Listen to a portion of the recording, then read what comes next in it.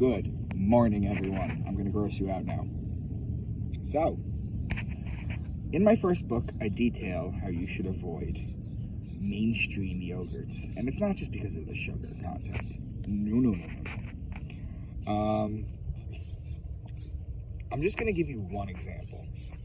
So, raspberry and vanilla artificial flavors. Now, if you look on the ingredients label, you will find that it says natural flavors, and that is just a way to get around from explaining what it actually is. Technically, it is natural because it comes from nature. You see how they do that? What it is, and this is true, raspberry and vanilla artificial flavors or natural flavors come from castoreum.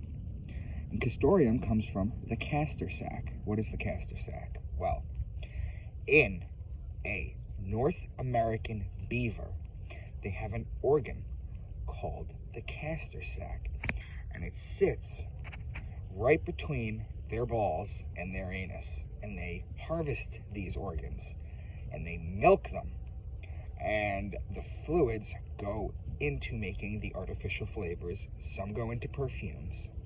You can verify this. They're not hiding this, to be honest.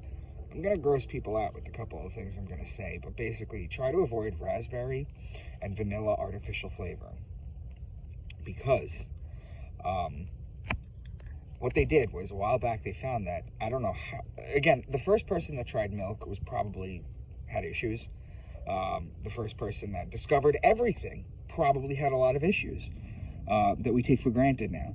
But what happens is, if you lift the tail of the North American beaver, it smells sweet. So they were like, what's going on here?